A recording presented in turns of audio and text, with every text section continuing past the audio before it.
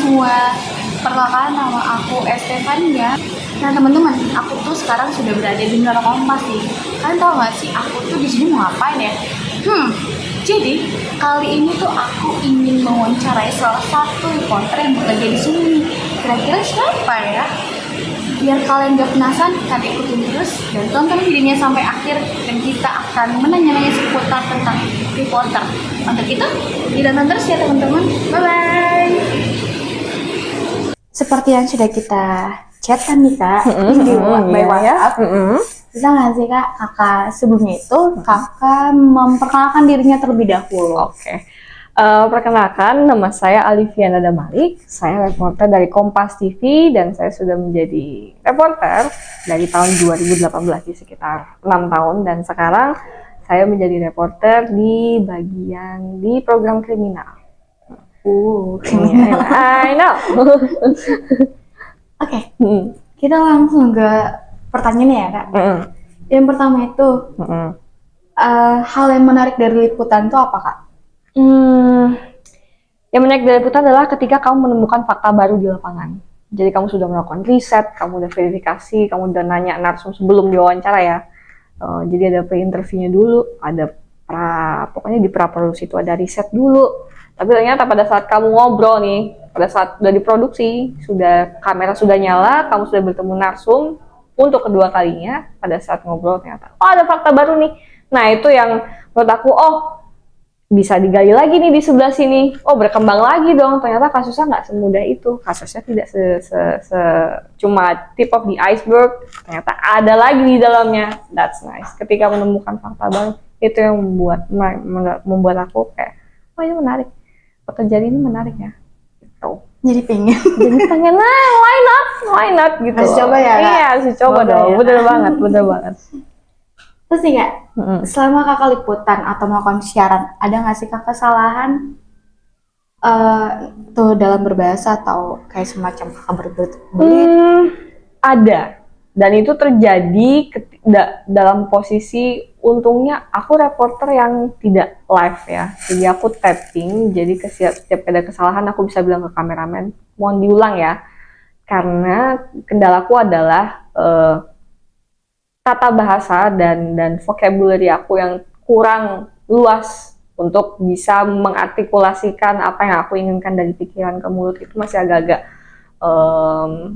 sulit, dan mencari kalimatnya itu masih agak-agak dalam waktu cepat ya, masih harus butuh berapa detik dulu, kata ini yang mau aku sampaikan. Jadi kadang-kadang kalau misalnya sudah menjelaskan, saudara di belakang saya ada ini yang terjadi nah tiba-tiba ada nah itu kan yang dihindari ya, kalau misalnya di depan kamera tuh ada ae, jadi kamu harus mengganti, harus ini, itu banyak itu. Jadi itu karena kendalanya adalah karena aku ya vocabnya aja yang kurang gitu loh. Gitu, dan artikulasi, dan kadang-kadang tiba-tiba kalau lagi excited ngejelasin depan kamera tiba-tiba tidak artikulatif, jadi tidak terlalu terdengar. Nah itu yang menjadi yang kalau bahasa dan cara tutur berbicaranya itu yang aku kadang-kadang struggling gitu. Ada tips ya kak? Biar kayak bahas kita saat itu mungkin ngomongnya nggak jujur tipsnya adalah aku harus rajin baca aja sih, karena itu kan mau nggak mau kamu akan meningkatkan vocabulary kamu juga kan, jadi kamu tahu ini kalimatnya selesai aku ngomong kayak gini, ini kata yang ini artinya ini. Dan KBBI adalah teman Anda, KBBI online itu teman Anda. Jadi itu nemenin aku dari yang namanya aku riset, produksi sampai post, apalagi pas naskahan itu. Kalimat kata sesimpel kata praktek atau praktik. Nah itu tuh yang kadang-kadang tuh kita masih, karena kita sudah mumet ya, praktek atau praktik ya, KBBI aja ya. Itu yang ini sesimpel itu sih yang menurut aku itu tips yang menurut aku harus kita penpenin, karena kita deal dengan bahasa all the time. Itu adalah bahasa itu adalah kendaraan juga kan, kendaraan kita menuju nyampein berita yang kita dapatkan di lapangan seperti apa. Jadi seperti itu. Gitu. Terus tadi kan kakak bahas seputar ada kata berita ya nih kak. bagaimana sih Kak kita caranya untuk mencari dan juga memilih berita itu untuk diliput? Maksudnya boleh dielaborasi? Bagaimana Diulang aja nggak apa-apa. mencari dan memilih berita untuk diliput? Mencari dan memilih berita untuk diliput. Iya ya. Jadi biasanya kita mengikuti tren per minggu ini yang lagi rame, yang lagi dibahas orang banyak tuh apa. Jadi kita referensinya nggak cuma dari media kita sendiri, tapi juga ada media lain juga. Makanya itu fungsinya TV-nya banyak ya.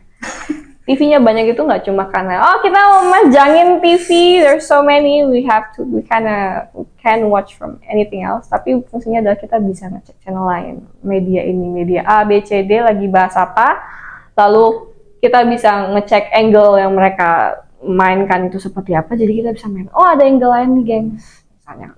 Aku boleh sebut merek nggak? Merek format TV lain di sini? Boleh. Oke. Misalnya kalau misalnya TV One dari kemarin mainin Peggy Setiawan terus soal Vina. Habis itu siapa?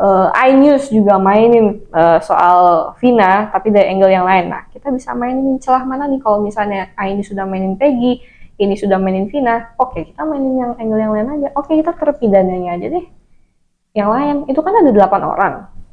Iya, yang Peggy itu dia begini kasusnya. Kalau yang Kompas, program aku waktu itu mainin soal Rivaldi. Rivaldi itu salah tangkap enggak? Kalau Peggy salah tangkap, kalau Rivaldi itu dia ditangkap hanya karena memiliki senjata tajam dan abis berantem sama ceweknya. Disatukan satu sel dengan 8 orang lainnya. Pada saat ditanya sama polisi, ini bukan orang ini. Ini yang barengan sama kalian kan? Enggak Pak, kita nggak kenal. Jadi sebetulnya dia produk dari keapesan aja nih kan di satu sel aja. Karena satu sel aja. Nah itu dari sisinya si Rivaldi. Kalau dari sisi polisi, kita tanya polisi itu karena bagian keberimbangan toh. Kita nggak bisa cuma tanya dari sisi pelaku. Kita juga harus tanya dari sisi polisi biar berimbang. Jadi kita tanya ke polisi, Pak ini bener nggak sih Rivaldi? Kayak gini kasusnya. Belum mau ngomong. Dan kita juga tidak bisa melangkahi kepolisian toh. Jadi kita lakukan adalah nyampein sesuai fakta aja. Oke, polisi belum ngomong. Jadi apa ya? It's a lot. Itu cukup menguras energi juga sih pekerjaan kayak gini. Cuman itu kalau misalnya kamu merasa have fun, why not? Bener sih Kak. Iya. Semua itu harus dibawa dengan sesuka kita. Betul sekali. Betul Setuju sekali. nggak? Jadi Selain itu juga ada nggak sih Kak langkah-langkah kita untuk dapat mengambil berita itu dengan benar sebelum langkah-langkahnya. kita melaporkan? Oke. Langkah-langkahnya adalah kalau misalnya kamu reporter lapangan, langkah biasanya kamu itu dikasih kasus dari korlip toh, dari yang di lantai, dari redaksi memberikan kamu, oke, ini ya kamu membahas soal ini ya. Yang kamu lakukan pertama kali adalah kamu verifikasi. No, kamu riset kasusnya. 5W1 hanya apa? Di online seperti apa? Mudah toh. Online udah pasti udah ngeliput semuanya. Kamu mau angle seperti ABCDFG itu sudah ada di online. Kamu catat dan lain sebagainya yang terjadi. Setelah itu kamu baru ketemu dengan narsummu. Kamu tanya, oke Pak, misalnya kasus apa ya yang paling baru tuh Pilgub misalnya. Ya kamu nanya ke, let's say kamu nanya ke calon yang ada Kaisang misalnya, apa Mas Kaisang gimana? Jadi nggak gini. Kemarin katanya ada isunya mau dikaitkan dengan Anies, gimana tanggapannya? Saya gini. Nah selesai kan? Nah setelah datanya kamu dapat dari Kaisang, dari narsummu, kamu olah, kamu jadiin berita. Jadi prosesnya dari A sampai Z itu kembali lagi ke yang aku jelaskan tadi ya, ada pre-production, ada production dan post. Tapi kalau kalau mau mendalam, post itu termasuk kamu pakai editing dan lain sebagainya. Tapi kalau reporter, post pro kamu adalah kamu nulis naskah kamu. That's it. Dalam posisi data yang kamu dapatkan apa so far? Terus nih Kak, tadi kan kita bahas tentang dunia ini juga ya, dunia berita.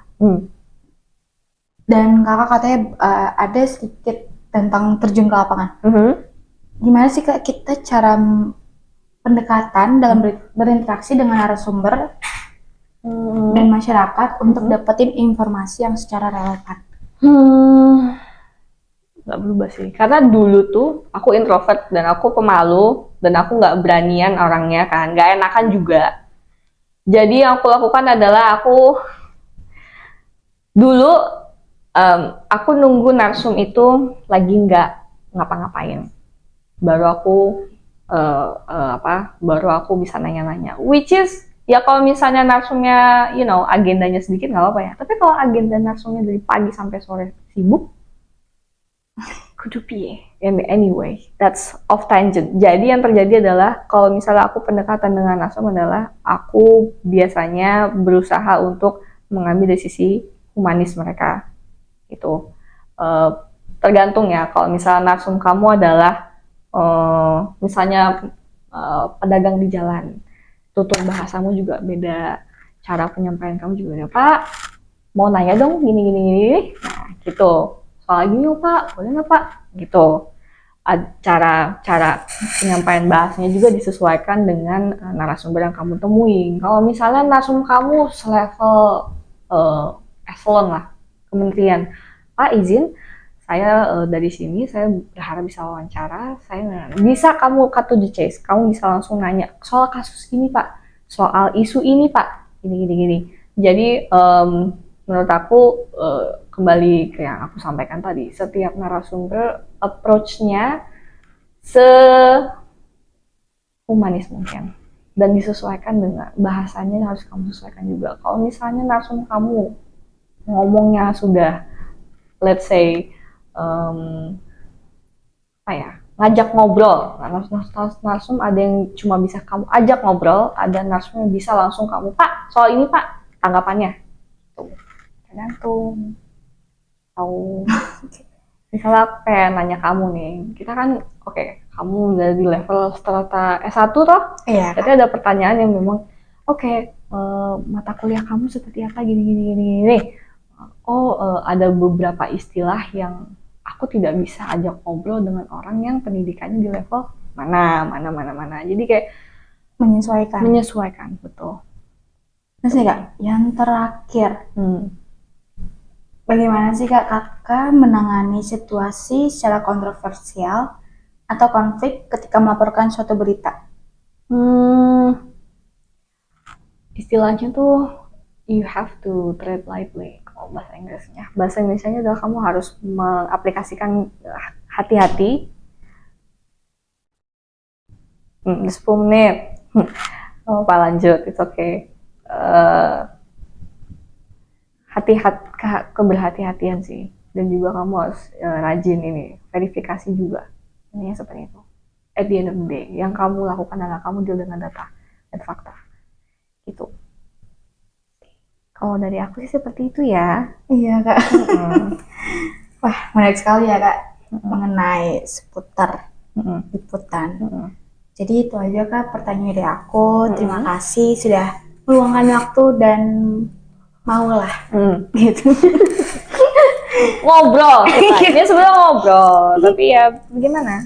Ya have fun. Yang penting kamu kalau misalnya memang ini jurusan, ini pekerjaan yang memang menurut kamu kayak ini kayaknya asik, jalanin aja dulu.